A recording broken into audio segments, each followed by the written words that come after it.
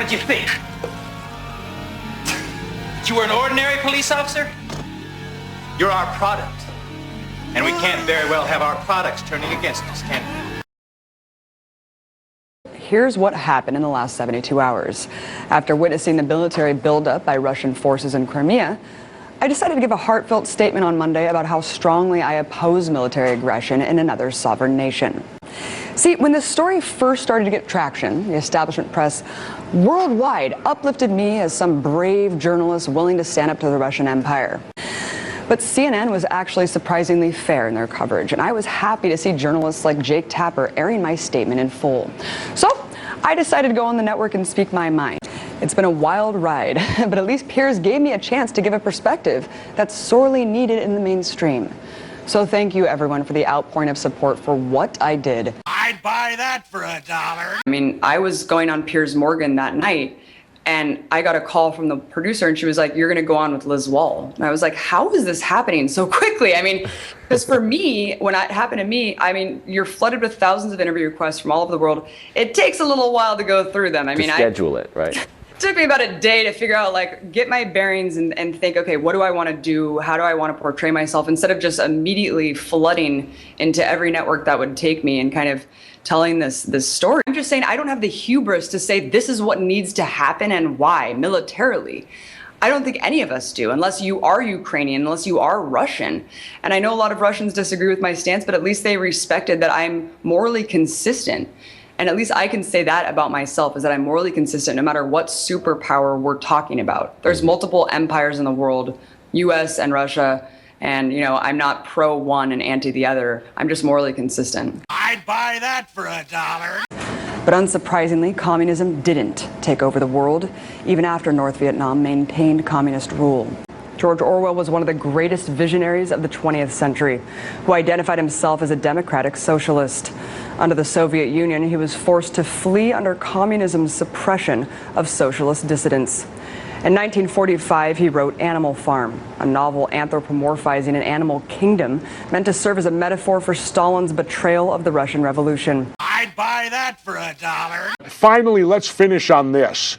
There's all this criticism about what the Soviets are doing right now, and I find it utterly absurd when it's exactly what we did in Iraq.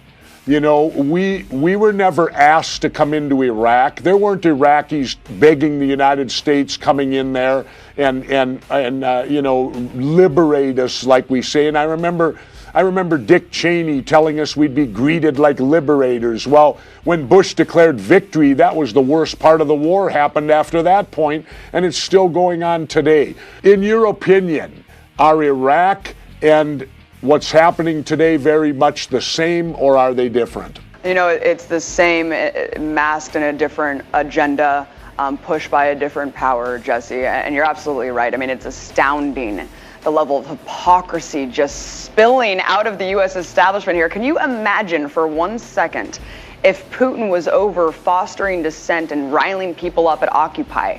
I mean, look at John McCain in the streets of Kiev, Kerry, trying to, you know, galvanize the people to rise up against the Soviet Union. I'd buy that for $1.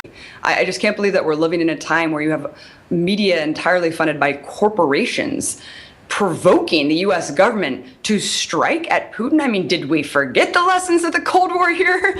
Mutual assured destruction. We don't want to fuck with countries that have nuclear weapons. Like, it's time to approach this diplomatically and peacefully. And, you know, I just really hope that we can de-escalate the military occupation of Crimea. I know that Crimea just voted the referendum. I don't think the referendum was entirely fair.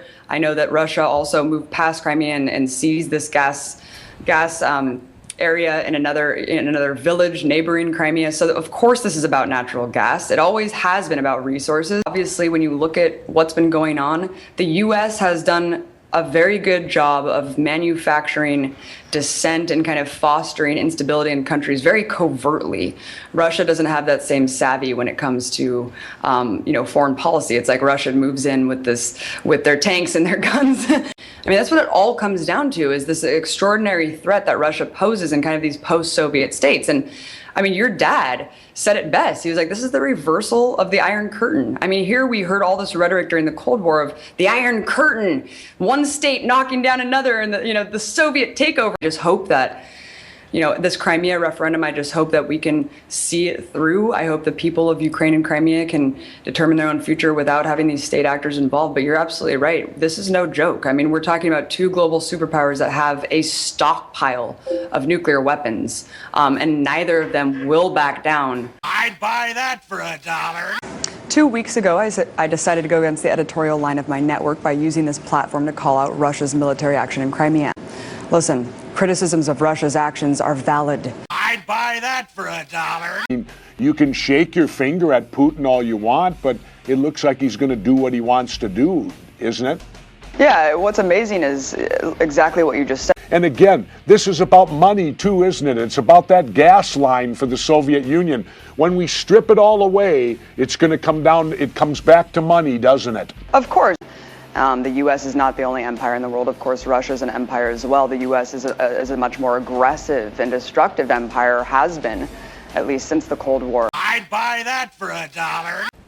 Yeah, so I mean, I watched the situation unfold the weekend prior to me speaking out, and I just said, look, I knew there'd come a day working for RT, which is funded by public grants in Russia in the exact same way that the BBC from the British Empire and Al Jazeera from Qatar is funded, and I knew that there would come a day where I would have to object staunchly to the policies of the person employing me, which is public grants in Russia. And that day came on Monday 2 weeks ago. And I knew that there was a great chance that I would be fired. I was walking into work that day thinking I probably won't have a job at the end of the day.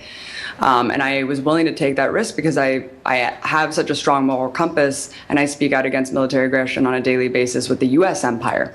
Right. And I told my boss, and he was very understanding. I just said, look, I'm not going to be able to put on a show unless I'm able to say something. And he just said, look, I can't stop you from saying what you want to say. I'd rather have you say what you want to say and still have a show to put out. I'd buy that for $1.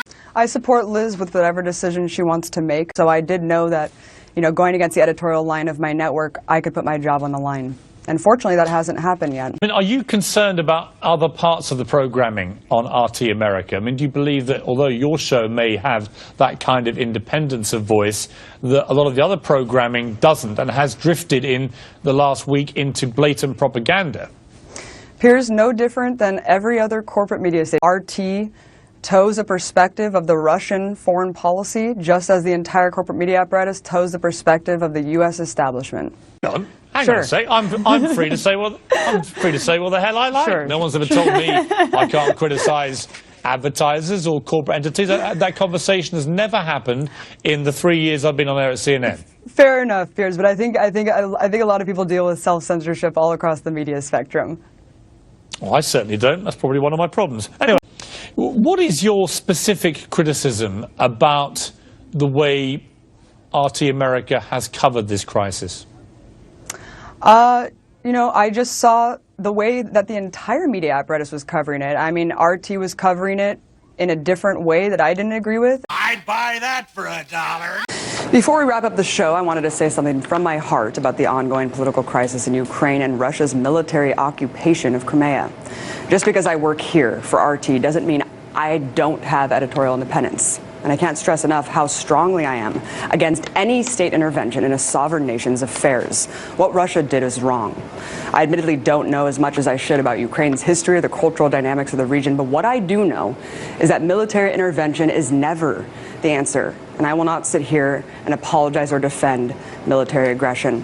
Furthermore, the coverage I've seen of Ukraine has been truly disappointing from all sides of the media spectrum and rife with disinformation. Above all, my heart goes out to the Ukrainian people who are now wedged as pawns in the middle of a global power chess game. They're the real losers here. All we can do now is hope for a peaceful outcome for a terrible situation and prevent another full-blown Cold War between multiple superpowers. Until then, I'll keep telling the truth as I see it. Have a good night, everyone. I'll see you back here to break the set tomorrow. It's already almost 30 people killed. Thank you so much for being on the ground reporting firsthand. Alexei Yaroshevsky, RT.